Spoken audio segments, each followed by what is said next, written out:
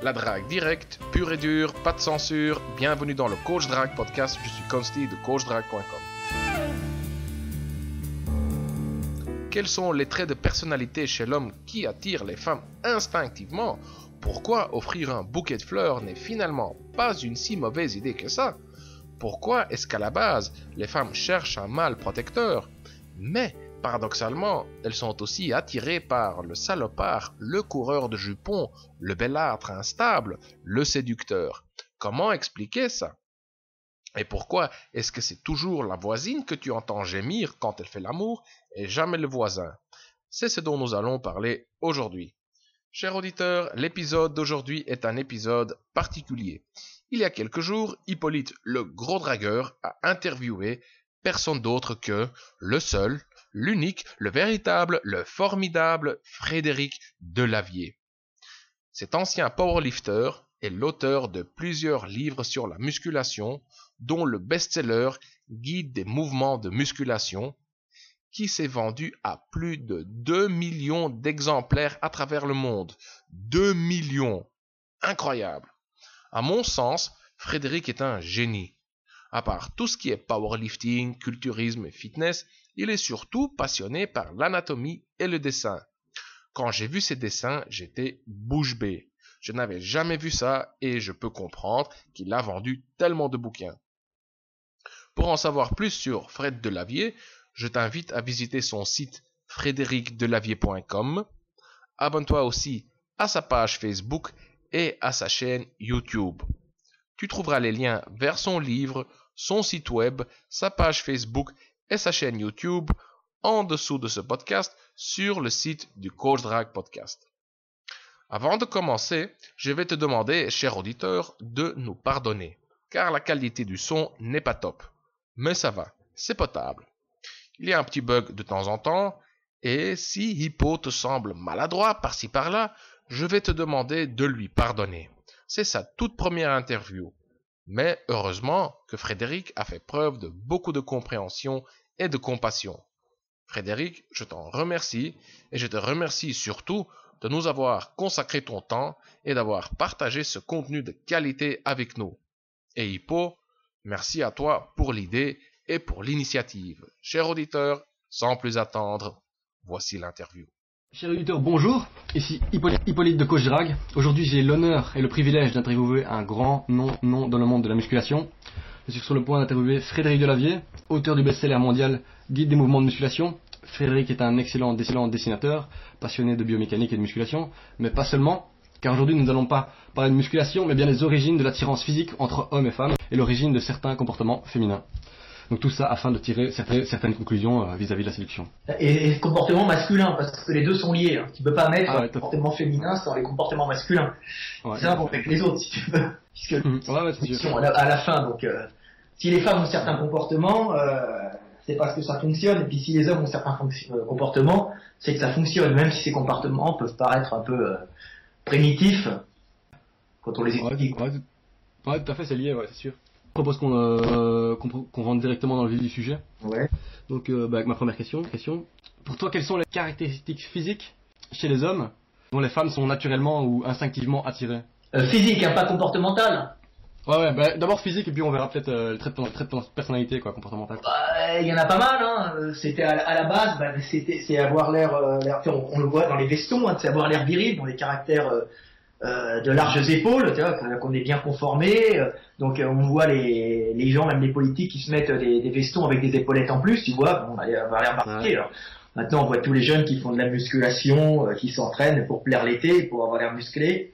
La tablette de chocolat apparente, en général pour les mecs sont plus secs que les filles, donc un garçon plus sec en général, hein, ça dépend des endroits, parce que dans les régions méditerranéennes et en Afrique, les garçons secs en général sont des garçons plus virils, avec un meilleur taux de testo,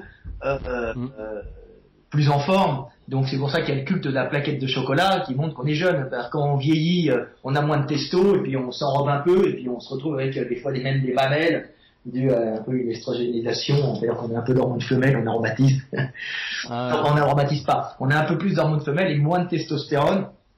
Donc on a des problèmes quand on vieillit. Donc c'est pour ça que les gens à un certain âge se font des liposuctions et veulent paraître secs, c'est-à-dire paraître avec un bon taux de testo qui fait quand on a un taux de testo élevé, on est attiré par les filles et on veut baiser. Et quand on veut baiser, on est attiré par les filles, c'est qu'on est un bon reproducteur et que l'espèce va perdurer. Donc si tu veux, c'est à peu près, ça peut voir ça pour les garçons, tu vois. Ouais.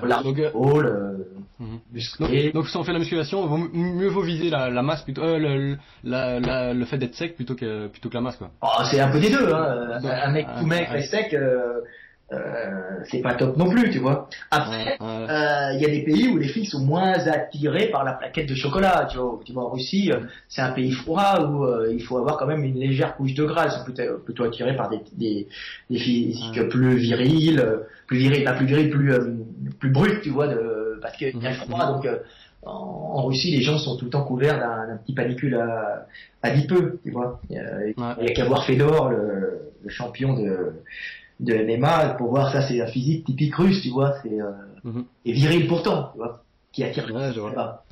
Tu vois, on est dans des physiques complètement différents, tu vois.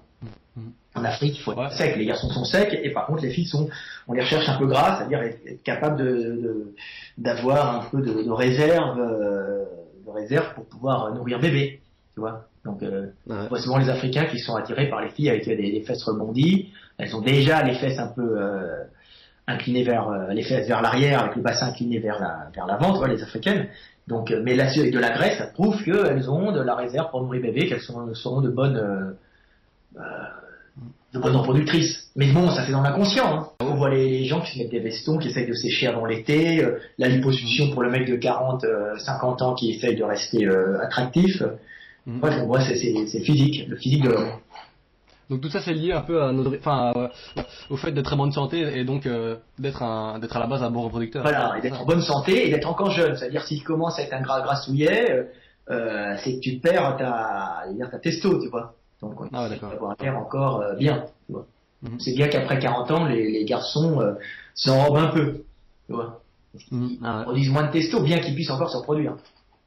Mais maintenant, quels seraient les traits de personnalité que les femmes sont attirées instinctivement? Il y en a beaucoup. Déjà, la femme, elle est déjà attirée par la sécurité, tu vois. C'est une des choses principales pour la femme. C'est plus qu'une caractéristique physique. C'est la femme est surtout attirée par la sécurité. Donc quelqu'un qui pourra la protéger. D'où la valeur du cadeau. Tu vois, chez la femme, quand tu fais un cadeau à une femme, c'est symbolique, tu vois, la femme, elle jouit quand tu lui offres le petit bouquet de fleurs, ne pas oublier je sais pas moi, le jour où on s'est rencontrés, tu vois, des trucs qui paraissent très très bêtes à la base, mais qui sont en vérité quelque chose qui est lié vraiment à l'origine de la survie de l'espèce. C'est-à-dire que ça, c'est un truc, moi je parle, et puis personne s'en est aperçu, c'est quand on est devenu bipède. Tu comprends ça, j'ai remonté, c'est-à-dire qu'il y a plusieurs millions d'années, hein, c'est quand on est sorti on a commencé la bipédie en forêt. Alors là c'est un peu technique, mais ça touche au fondement de l'humanité, hein. Et au fondement de la psychologie féminine. C'est-à-dire que les gens ne le voient pas, tu vois, mais ça je vais l'expliquer. Quand on est devenu bipède, c'est-à-dire on a commencé en forêt, parce qu'en forêt c'est moins dangereux de commencer une bipédie, tu vois, on avait une bipédie partielle. Donc il y a moins de prédateurs au sol, donc c'est moins risqué, on peut aller d'arbre en arbre, marcher, porter des objets, de la nourriture. Mais les singes qui sont par exemple en forêt ne nourrissent pas les femelles, hein. Si tu regardes les groupes de chimpanzés, la femelle va qu'à ses occupations et nourrit bébé toute seule, tu vois. Elle n'a pas besoin du mâle pour la nourrir, tu vois. C'est la vie des singes. Donc le mâle chimpanzé, il veille sur un groupe de femelles avec un groupe de mâles avec lui, il veille sur leurs femelles, et puis si d'autres mâles chimpanzés arrivent, bah c'est la cascade, ils empêchent les mâles d'aller baiser les femelles, parce que inconsciemment, c'est leurs gènes qui vont transmettre, tu vois, donc ils sont très territoriaux en groupe, hein. C'est-à-dire que c'est un groupe territorial qui empêche un autre groupe de venir. Mais les femelles peuvent passer d'un groupe à l'autre si jamais elles sont tout le temps accueillies. Donc, mais la femelle, par exemple, la femelle singe va qu'à ses occupations comme la femelle gorille. Le gorille, c'est différent, c'est un mâle qui veille sur un harem, tu vois, de femelles, tu vois. Donc les mâles gorilles, ce qui sélectionne le mâle gorille, par exemple, c'est qu'il est très costaud, il empêche les autres mâles de venir, Donc c'est des gros dos argentés, tu vois, et c'est le plus costaud qui pourra baiser les femelles, donc il gardera son harem, tu vois. C'est pour ça que les gorilles sont énormes, tu vois. Et c'est pour ça qu'ils sont tous en muscles, avec une petite bite et des petites couilles. Parce que l'important, c'est pas de baiser tout le temps chez le gorille, c'est d'affronter les autres mâles et les empêcher de venir baiser les autres femelles. Qu'importe s'ils ont pas beaucoup de sperme, une petite bite, tu vois. Chez les chimpanzés, c'est l'inverse, comme ils sont dans un groupe de mecs, ils empêchent les autres groupes, mais il y a une espèce de partouze qui se fait entre eux, tu vois, vers tous les mecs bêtes, et c'est pour ça que eux, c'est pas le physique, parce qu'ils se battent pas tout le temps, c'est pas le plus fort qui baise, tu vois. Mais comme il y a une espèce de partouze, on baise la femelle quand elle est en période d'ovulation, tu vois. Donc on voit que les chimpanzés ont des grosses couilles, tu comprends. Donc c'est celui qui balancera plus la purée dans la femelle qui a plus de chances de pouvoir transmettre ses gènes, tu vois. La femelle au moment de l'ovulation va se retrouver elle, pour des raisons de survie, à essayer d'accueillir le maximum de semences, tu vois. Donc, c'est pour ça que la femelle chimpanzé, tu vois, le mâle chimpanzé a des grosses couilles. Donc, il y a une espèce de lutte interspécifique, elle, mais qui se fait pas par la violence, qui va se faire par la quantité de sperme injecté dans la femelle. Tu vois, c'est très particulier. C'est marrant. Et nous, les humains, on vient d'un groupe comme ça, de groupe un peu comme les chimpanzés, puisqu'on avait un ancêtre commun. On ne descend pas des singes, ils ont eu leur évolution, mais on a eu un ancêtre commun aux grands singes africains, particulièrement aux chimpanzés. Donc, quand on est sorti, on était un peu bipède. Quand il y a eu un changement de climat, on s'est retrouvé en savane, tu vois. Et en savane, il y a un énorme problème, c'est qu'il n'y a plus d'arbres, plus beaucoup d'arbres, pour pouvoir s'abriter quand il y a un prédateur qui vient. Et en plus, il y a des gros prédateurs en savane, ce qu'il n'y a pas en forêt, tu vois, dû à un changement climatique. Donc, ça a été un problème énorme pour nous, les premiers humains, bipèdes, si tu veux, on est passé bipède en forêt, tu vois un peu, et on s'est spécialisé bipède en savane, ce qui apportait d'énormes avantages. Mais pour la femelle, pour le mâle, c'était un avantage énorme, tu comprends?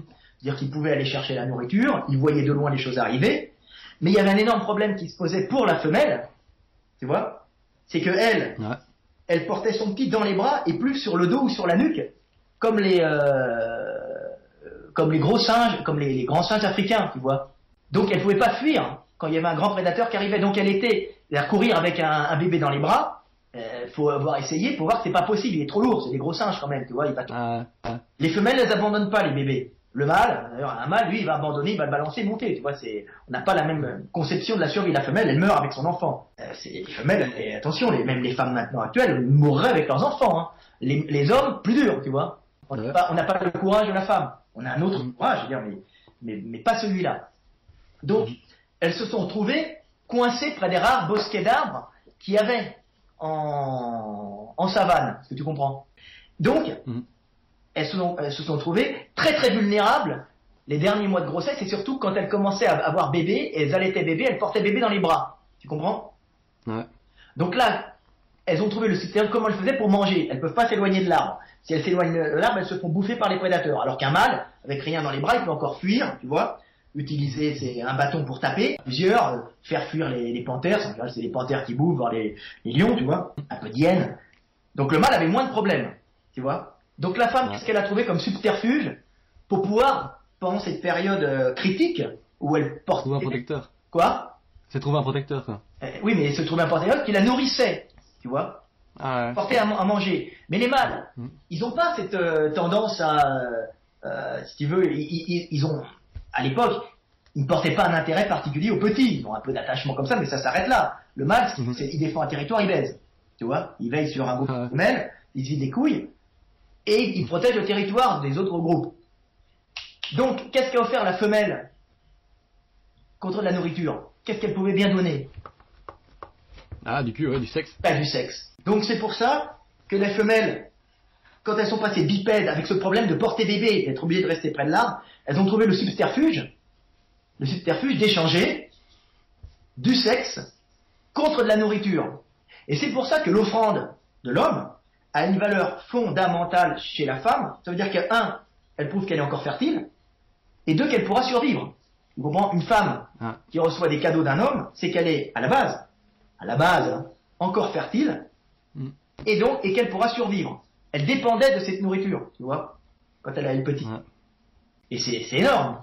Et ça, pendant des millions d'années, on s'est retrouvé avec ce système-là, puisqu'on avait un bébé à croissance lente, tu vois, on s'est développé. Donc c'était fondamental pour la femme d'échanger à l'homme, tu vois, d'échanger du sexe. Alors ça, c'est surtout quand on était australopithèque. Après, ça s'est un peu arrangé. Quand il y a eu la période néolithique, il y a eu de l'élevage, si tu veux. Il y a eu, donc ça a un peu changé, mais quand on était près de la caverne, la femme pouvait pas les chasser, si tu veux. Ouais. Les cueillir à côté, mais dès qu'elle a un petit, ça demande beaucoup un petit qui grandit, ça demande beaucoup d'acides aminés, beaucoup de calories, donc faut manger beaucoup, tu vois. Et c'est cette bipédie qui est gênante pour la femme, pas pour l'homme. L'homme, lui, bah là, c'est un avantage énorme puisqu'il va en groupe, il a une marche économique, il va chercher de la bouffe, il revient, il voit les ennemis de loin. Si un ennemi le surprend, il fait un petit sprint jusqu'à l'arbre et c'est bon. Au début, il sprintait pas. Hein. Au début, ils y sont passés à un maximum quand ils étaient en savane. C'est pour ça qu'on trouve pas de bassin intermédiaire entre bassin singe et bassin type homme. Tu vois, Lucie, c'est directement bassin homme. Parce que les sélections naturelles sur la course, elles sont faites très vite. Et une sélection terrible. Donc voilà, d'où l'importance du cadeau chez la femme. Donc c'est pour ça que les femmes sont très très réceptives au cadeau. Et en général, elles cherchent un mâle protecteur parce que la bipédie les a rendus vulnérables. Et donc ça explique un peu aussi la prostitution en fait. Et ça explique la prostitution. Ça explique la prostitution. Et les hommes, si tu veux, les hommes sont essentiellement attirés par un physique. L'homme, il va essentiellement se reproduire avec quoi? Avec une fille qui fait la conversation, avec une fille bien conformée qui pourra porter un beau bébé. Et porter et accoucher facilement. Tu vois? À la base. Mais ça reste ancré en nous, tu vois? Profondément. La civilisation, c'est quoi? C'est 20 000 ans. L'homme, bon, ils ont dû ils parlent depuis pas mal de temps, puisque le développement du cerveau, ça s'est fait. Les australopithèques, ils ont gardé un petit cerveau très longtemps, et à partir du moment où ils ont eu la parole, et pouf, ça a augmenté la taille du cerveau, tu vois. Ils ont pu stocker pas mal, ça a permis le langage complexe, la possibilité de stocker des mots et de parler du temps, du futur et du passé, ce qui nous distingue des animaux, c'est ça. C'est ça qui a permis d'accumuler beaucoup de données. Et c'est à ce moment-là où il y avait des notions de temps, et qu'ils ont pu, que le cerveau s'est mis à se développer un maximum, tu vois, mais ils sont restés bipèdes longtemps. Donc ça vient de la bipédie, tu vois, donc d'où la prostitution. Tu vois, d'où la prostitution. L'homme, lui, c'est juste attiré par de belles fesses. Tu vois, donc de belles fesses, c'est quoi? Ben, c'est un bassin légèrement incliné vers l'avant, pas cambré, hein, les femmes sont pas plus cambrées que les hommes. C'est l'impression que ça donne. Parce que le promontoire du sacrum, s'il y avait une cambrure lombaire excessive, ça créerait des problèmes pathologiques graves avec des glissements vertébraux. Donc la colonne vertébrale, elle est normalement cambrée chez la femme. Le bassin est plus court, tu vois, ça lui permet de libérer la taille, tu vois. Ouais. La cage thoracique est plus souple, les os sont plus souples. Le bassin est plus court, un peu plus large, proportionnellement un peu plus large, bien qu'il ait la même largeur que celui d'un homme, il est proportionnellement plus large, tu vois, avec une taille marquée. Tu vois, et le petit ventre légèrement vers l'avant, mais sec, parce que le gras est plutôt sur la fesse, chez la femme, pas sur le ventre, pour des questions d'équilibre, tu vois, parce que si quand t'as les fesses en arrière, et si t'as du gras en avant, bah tu pètes la gueule en avant, tu vois, c'est quand même technique. La graisse est sur la fesse de la femme, c'est de la réserve pour bébé. Les fesses sont projetées en arrière. Projetées en arrière, ça permet, quand bébé commence à grossir dans le ventre de la femme, bébé il repose sur sur la sangle abdominale comme dans un hamac, c'est fait en arrière, et bassin un peu plus large, taille marquée, pour que le diamètre soit assez important pour que bébé puisse descendre facilement. Tu comprends? Parce qu'il a une grosse tête après bébé, il a une grosse tête. Donc c'est dur. Et quand bébé est projeté quand la fesse est en arrière, c'est que bébé sera projeté contre les abdos, il n'y aura pas de compression d'organes, et il sortira pas plus tôt. Donc les hommes sont inconsciemment attirés par ce genre de physique. Donc fesse sortie, taille marquée. Et ça, qu'on le veuille ou non. Après, tu vois les transsexuels. Tu vois, les transsexuels, ils ont beau se mettre des seins silicone, des injections d'hormones femelles, ben, ils gardent un bassin d'homme du plus mauvais goût. Tu vois. Et ouais, d'accord. Ils sont encore attirés, mais la plupart des gens ne se font pas avoir, si tu veux. Bon. Au niveau des seins, par exemple, on aime bien, par exemple, on aime souvent les beaux seins bien fermes. D'où est-ce que ça vient, ça? Ça vient aussi de. Le même principe. Une femme qui a des bons seins, en général, sera une bonne. Une bonne allaiteuse. Une bonne allaiteuse, bien que c'est surtout du gras, attention. Hein. Et alors, justement, les mecs m'en parlaient on en parlait sur mon site internet, sur mon Facebook. Alors, c'est vrai que les femelles des grands singes, donc nos cousins, n'ont pas de gros seins. Alors, les seins ont dû se développer avec la bipédie. tu sais, ils ont dû au début tomber. C'est-à-dire que la femelle qui avait des seins qui commençaient à pointer vers le bas, c'était plus simple pour nourrir bébé dans un climat tropical, tu vois, un climat équatorial, sec plutôt, tu vois, ou sec, c'est-à-dire qu'elle promène avec bébé dans les bras et elle peut chercher un peu, même si c'est pas elle qui cherche autour de l'arbre, de la bouffe, et elle l'a tout le temps, bébé dans le bras, elle le nourrit en permanence. Donc il risque pas bébé mange quand il veut. Donc si le sein pointe vers le bas, bébé peut choper en position bipède, peut choper plus facilement la tétine. Tu comprends? Ouais. Donc c'est pour ça qu'on retrouve chez les papous, chez les africaines, c'est ça en pied de vache, tu vois, que tu vois un peu vers le bas avec des, tu sais, qui pointent. Et après, comme elles font beaucoup de bébés proportionnellement à cause du climat, parce qu'il y a plus de vie, plus de bactéries, donc elles sont obligées d'en tirer une 5, 6, 7 pour en avoir 2,5, 3 qui survivent, tu vois, à la base. Ouais. La base, tu vois, c'était ça. Donc à force d'être enceinte, d'allaiter, elles ont les seins qui tombent. Mais à la base, quand même, il y a eu ce sein qui s'est développé vers le bas et légèrement pendant, tu vois, qui a permis à bébé de boire facilement son lait. Plus s'asseoir dans un coin, comme on trouve. Alors chez les Européennes, la forme change un peu, tu vois, la forme le sein est plus rond. Il y a des grosses avec des seins qui pendent, il y a tout, il y a des petits seins. Mais en général, le sein de l'Européenne est plus convexe, avec le téton qui passe plus vers le haut. Alors ça doit être une question de climat. Moi, je dis ça comme ça, mais comme l'allaitement peut pas se faire en permanence, il doit se faire à un certain moment de la journée, tu vois, à cause du climat froid. Tu peux pas faire nourrir bébé avant, il restait à la caverne, tu vois, pendant la saison froide. Donc il y a une moins grande importance d'avoir ce sein qui tombe vers le bas. Je pense que c'est ça. Par contre, je pense que parce qu'il y a un changement de morphologie direct au nord. Si on revient encore au niveau de la personnalité, est-ce que tu penses que est-ce qu'il serait plus malin d'être bon, gentil, honnête avec les femmes, ou plutôt dominant, entreprenant, manipulateur, si on veut les séduire, quoi? Ça, je sais pas si ça s'explique avec les origines, mais si. Alors il y a un problème, c'est que les femmes sont souvent en dehors d'être attirées par celui qui leur apporte de la sécurité, donc à qui elles vont s'offrir facilement. Les femmes sont aussi attirées instinctivement par le salopard, tu vois, par le coureur de jupons, tu vois, le belâtre qui a du succès avec les filles, qui les baisse, qui n'est pas stable, tu vois. Et ça, indirectement, ça vient que si jamais elle reçoit le patrimoine génétique de ce garçon, tu vois, c'est un grand conflit pour la femme, ça. Elle est attirée par ce genre d'individu, tu vois, par le séducteur, le belâtre, en pensant qu'elle pourra le fidéliser, le rendre fidèle, tu vois. Mais elle est attirée par ce genre d'individu parce que inconsciemment, ce genre d'individu risque de générer une progéniture qui aura les mêmes caractéristiques, donc qui ira baiser à droite et à gauche, permettant la diffusion de l'espèce, si tu veux. Donc c'est le coureur de jupons, le salopard entre guillemets, est quand même un garant de la pérennité de l'espèce quelque part, tu vois. C'est affreux. Donc inconsciemment, elles le sentent, même si elles savent qu'elles risquent de le perdre. Elles savent qu'elles peuvent avoir des petits qui auront ces caractéristiques, mais elles le savent inconsciemment, si tu veux. C'est pour ça que les femmes sont souvent attirées par ça, par ce genre d'individu. Donc leurs petits auront ces caractéristiques. C'est pas que culturel, hein. C'est aussi et puis ça prouve que l'individu a un bon taux de testo, et un bon taux de testo, c'est-à-dire qu'il est fertile aussi, tu vois. Un coureur, c'est quelqu'un de fertile. Donc on peut dire qu'il vaut mieux être salaud, un peu don Juan pour ou en tout cas passer pour mieux séduire, quoi. On peut en tirer cette conclusion. Il y a plusieurs options dans la vie, si tu veux. Il y a où tu fais de l'argent. T'as plusieurs.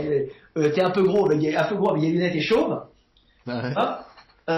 Tu fais de l'argent et tu sécurises une femme pour lui faire des enfants, ou bien tu prends la seconde option.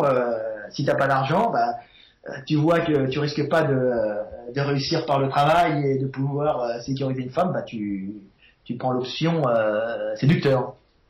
Même si tu l'es pas. Mais le problème, c'est que devenir un séducteur, on peut. Mais quand on n'est pas génétiquement un séducteur, c'est tout un travail psychologique à faire. Tu comprends ? C'est-à-dire que quand on dit à un mec devenez séducteur, ça veut dire aller contre votre nature pour baiser de la femme. Mais il faut plutôt jouer un rôle, quoi. Il y en a qui ne jouent pas. Tu vois, c'est ça. Il y en a qui jouent naturellement. Quand j'étais jeune, moi j'étais pas un séducteur, donc c'est particulier. Mais donc j'ai dû me refaire toute une éducation par derrière, un moment, puis ça m'a gavé, pour tester la séduction, mais c'était quand j'étais plus jeune. Ouais. Et je me suis aperçu que le mâle entreprenant, sûr de lui, qui n'a pas peur de l'échec, qui va direct, franco, tu vois, a beaucoup de chances de réussir à, on va dire, à conclure. Conclure, ça veut dire normalement baiser. Baiser, ça va transmettre ses gènes. Hein. Tu vois, à la base. Il faut être... et ça, dans la femelle européenne, c'était particulier. La française est vraiment particulière. C'est pas dire la française, c'est pas la russe, qui n'est pas la hongroise, qui n'est pas la chinoise, qui n'est pas l'américaine. Mais je sais qu'à l'époque, moi, j'avais testé la technique du pourcentage. Donc, un mâle plein de testo, on essaye plein, et puis sur le pourcentage, il est sûr de pouvoir, en fin de mois, en avoir plusieurs. Tu vois. C'est ce qu'on parle aussi souvent sur Coach Drag, c'est qu'il faut draguer beaucoup et avoir beaucoup d'échecs pour pouvoir aussi avoir beaucoup de... Et alors, le problème, c'est que plus tu vieillis, plus tu as de l'échec, tu vois. Mais quand tu es jeune, je pense que quand on est jeune et bien conformé, la possibilité de réussite était à peu près de une fille sur 10 qu'on aborde d'une façon neutre, sympathique et courageuse, qui discute avec nous, et sur 10 filles avec qui on discutait, il y en avait une avec qui on concluait. Tu vois. Ouais, on peut dire que c'est ça, ouais. Ce qui paraît un peu primaire pour les filles quand elles entendent ça, en sachant qu'un mâle normal, il va pouvoir, sur les 10 ou 20 filles avec qui il va coucher, il va pouvoir faire son choix pour, en fin de compte, avoir une fille avec qui il s'entend bien, avec qui il va peut-être se reproduire. Donc c'est pas si négatif que ça, si tu veux. C'est-à-dire qu'en vérité, il fait de l'abattage pour pouvoir trouver celle avec qui il va faire une famille. Tu vois. C'est un mal pour un bien. Disons les choses comme elles sont. Après, il y a la fille présentée par la famille, mais ça, on est dans un autre domaine, tu vois. Dans le domaine de caste, dans le domaine des gens qui se reproduisent dans leur milieu social. Mais un garçon qui est livré à lui-même, tu vois, dans la jungle du monde moderne, s'il veut pouvoir coucher et choisir une femelle, il est obligé de prendre cette méthode, je pense. Donc jouer un certain rôle, être entreprenant, faire un peu le Don Juan, être un peu salaud aussi. Donc ça, c'est des trucs à prendre en compte, quoi. Salaud si la fille, parce que toi t'es dans l'optique j'accumule, tu vois, dans une espèce de sport. À la base, le sport n'existe pas. À la base, c'est j'en fais un maximum pour trouver la fille avec qui je me reproduis, ou bien j'en fais un maximum pour transmettre mes gènes, tu vois. Après, c'est une espèce de déformation pour passer les tensions sexuelles, tu vois. Mais à la base, c'est pour rechercher la génitrice. Autrement, il n'y a pas d'avenir pour l'espèce, tu vois. Ce sont des comportements qui sont sur leurs allures très primitives, qui sont sains. Tu ne peux pas trouver du premier coup celle avec qui tu vas t'entendre. Parce que le monde est devenu plus complexe, tu vois. C'est très dur, actuellement.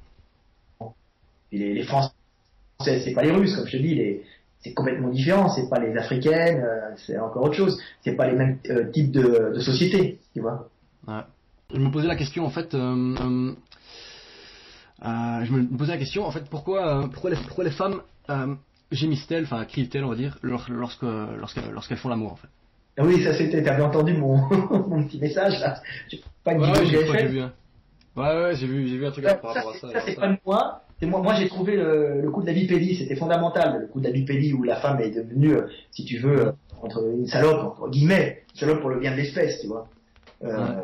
Mais si la femme crie, c'est l'histoire des chimpanzés, tu sais. Au moment où la femme est en ovule, nous on est fertile en permanence. Tu comprends? Comment tu le sais bien.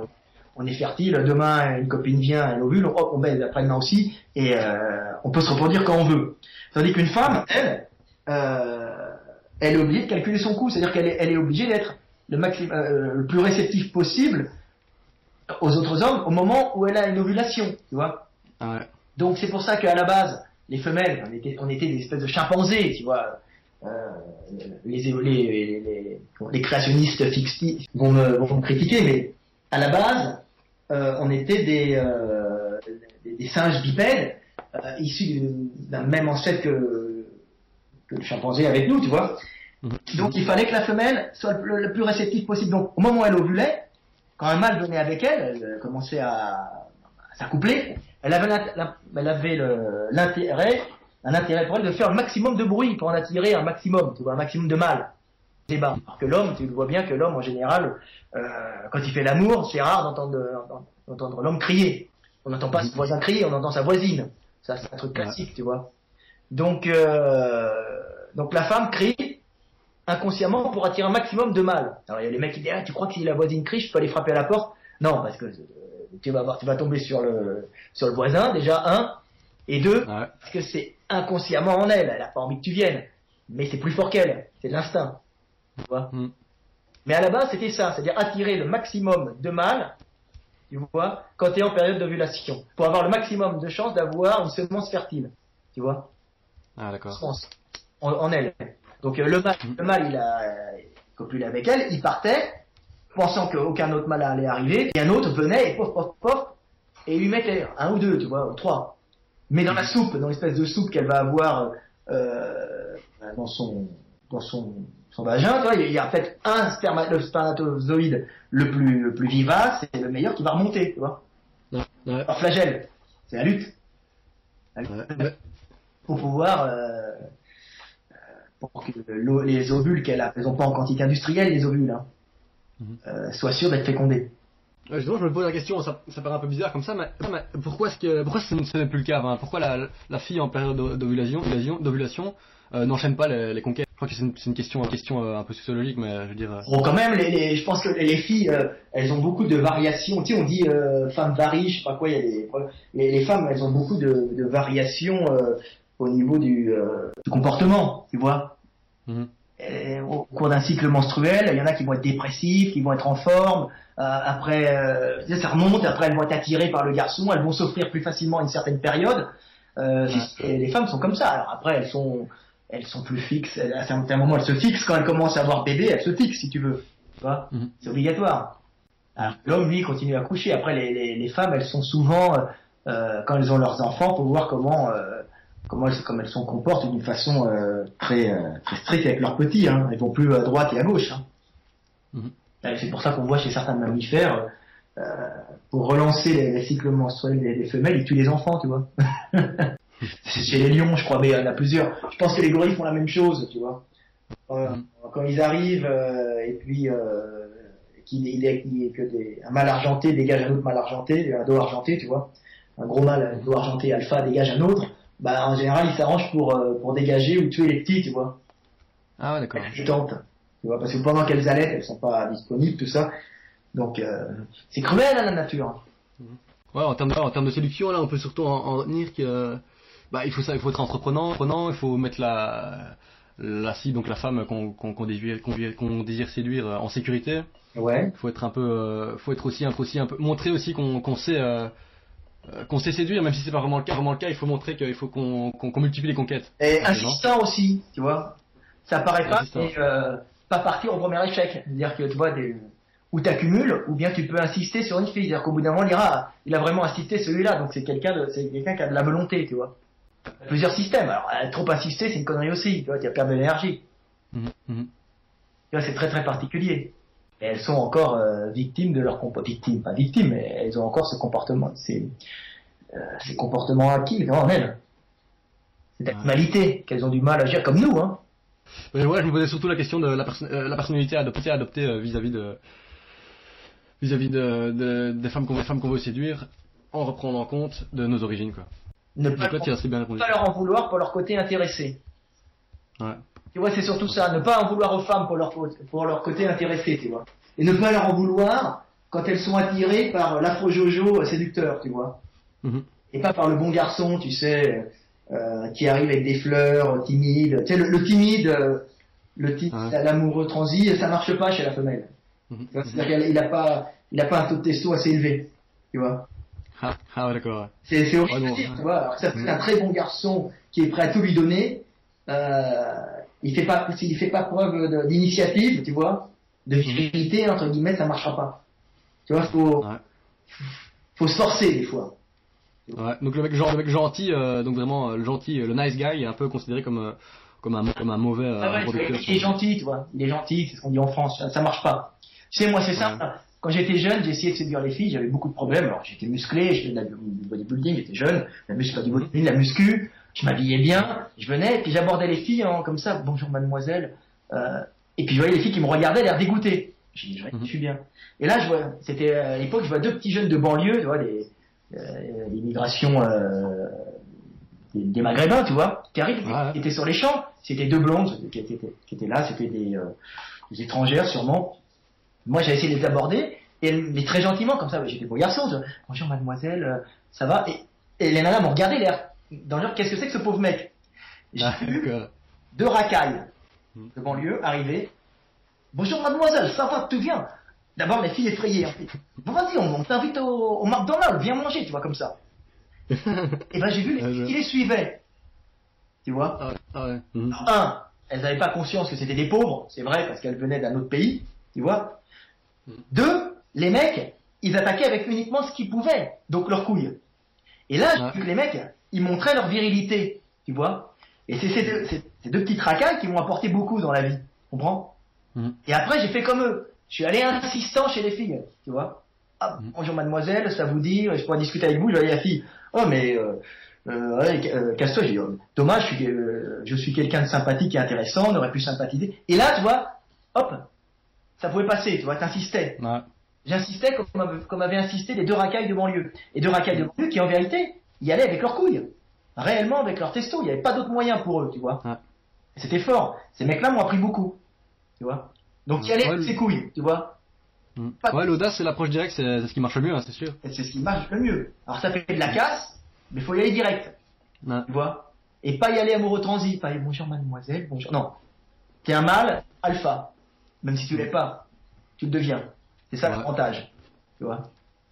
C'est que l'homme peut devenir quelque chose. Il ne suit pas uniquement sa génétique, tu vois. Ouais. Donc soit sa génétique par l'esprit. Ouais, donc soit on est naturellement dragueur, soit on est nice guy si on veut, et on devient, et c'est possible de le devenir, quoi. C'est possible de le devenir. Et on le devient, quoi. Ouais. Et on le devient. Et ça demande beaucoup de travail, tu vois. Ouais. Et on le devient. On le devient par l'esprit, par la logique, par la ruse. Et ça marche. Tu vois. Ouais, ça marche, c'est sûr. Ouais, c'est l'éducation. Tout le monde ne l'est pas avec un taux de testo élevé, tu vois. C'est pour ça que moi aussi j'ai commencé en tant que mec gentil comme ça avec les filles, j'ai eu des mauvaises expériences dans mon adolescence. Et puis c'est aussi en me remarquant que c'est quand j'étais cash, quand j'étais un peu violent, enfin direct dans ma façon de faire, que ça marchait beaucoup mieux, quoi. Oui. Et c'est là que j'ai eu déclic, quoi. Tu montres que t'es un mâle reproducteur, un vrai, c'est-à-dire qu'il y a un taux de testo élevé, donc t'es fertile. Ouais, voilà. C'est ça. Quand t'es un mec entreprenant, c'est que t'es fertile. Un mâle dominant, c'est un mâle qui est fertile, qui pourra avoir plusieurs femelles, qui pourra en baiser plein, tu vois. Donc ça attire la femelle, parce qu'un mec qui baise plusieurs femelles est obligatoirement un mec qui, si elles sont produites avec, elle aura des progénitures qui elle-même pourra transmettre plus facilement ses gènes, tu vois. Ouais. Progéniture mâle. C'est intéressant, mais elles ont le conflit, tu vois. Sécurité, mâle coureur. Donc tout est dans la voie du milieu, tu vois. C'est en réalité, il faut prendre l'intermédiaire, c'est mieux, tu vois. Mais c'est évident. C'est pour ça qu'il y a l'avantage, c'est qu'il y a tout. Il y a des coureurs, il y a des mecs qui jouent sur la sécurité, sur la fleur, sur le cadeau, sur la grosse voiture, tu vois. Il y a des mecs qui vont jouer sur la grosse voiture. Ça marche aussi. La grosse voiture, c'est quoi? C'est la sécurité. Le sac Louis Vuitton, c'est complètement débile, si tu veux. Le monde qui était capable de sacrifier beaucoup de calories pour pouvoir pour sécuriser la fille. Tu vois, tu sacrifies des calories dans un truc qui n'a pas assez de valeur. Tu vois, un sac Louis Vuitton, c'est un bout de cuir, mais ça vaut 500, 600 euros. Quand le mec fait ça, ça veut dire que s'il sacrifie 600 euros pour la femelle, c'est qu'il pourra sacrifier encore plus pour sa progéniture. Donc, du coup, ça la touche. Tu vois, c'est pour ça que les femelles sont attirées par ces sacrifices d'argent, qui sont des sacrifices caloriques. C'est-à-dire, j'apporte beaucoup de nourriture, beaucoup de calories, c'est la preuve que je pourrais nourrir facilement. Là, je suis capable de brûler des calories comme ça dans des trucs inutiles. Et après, évidemment, il y a les marchands qui se sont aperçus de ça, qui eux-mêmes utilisent ces comportements primitifs, tu vois, pour gagner de l'argent. Sur ces comportements primitifs, sur le cadeau. Donc, on fait des sacs Louis Vuitton, on crée la mode, on crée des trucs, on crée des besoins aux femmes, tu vois, en cadeau, tu vois, pour tirer de l'argent aux autres mâles. C'est-à-dire, c'est des mâles qui créent des besoins aux femelles, tu vois, qui augmentent ces besoins parce qu'elles ont besoin de ces cadeaux pour se sécuriser, pour pouvoir tirer l'argent des autres mâles qui vont faire ces cadeaux. Ouais. C'est animal, hein. Et les gens ne se rendent pas compte, hein. Ouais, donc ça vient de nos origines, quoi. Ah bah, ça vient de nos origines, hein. Le sac Louis Vuitton, ça vient du cadeau. Hein. Ça vient de l'offrande parce que la femme est devenue bipède et ne pouvait plus, et était fragile, était vulnérable pendant les premiers mois les premières années de bébé, tu vois. C'est pour ça. Ok, ben. Donc voilà, c'est un peu de sociologie. J'espère que vous avez appris des trucs. Ouais, ben, j'espère aussi. En tout cas, cher auditeur, ben merci, tout d'abord un gros merci à toi, Frédéric. Ouais. Et donc là, je vous donne rendez-vous sur le site de Frédéric, donc c'est frédéricdelavier.com, si je me trompe pas. Non, mais j'y vais jamais sur celui-là. Il faudrait que je mette à jour. Okay. Il est très vieux. Moi, on peut me voir sur mon Facebook, mais Facebook, il est plein maintenant, il est à 5000. Et j'en ai un autre, j'ai un site de la vie officielle où là, je mets surtout mes dessins. Non, je mets aussi des textes comme ça, non. J'ai des textes comme ça qui sont intéressants aussi.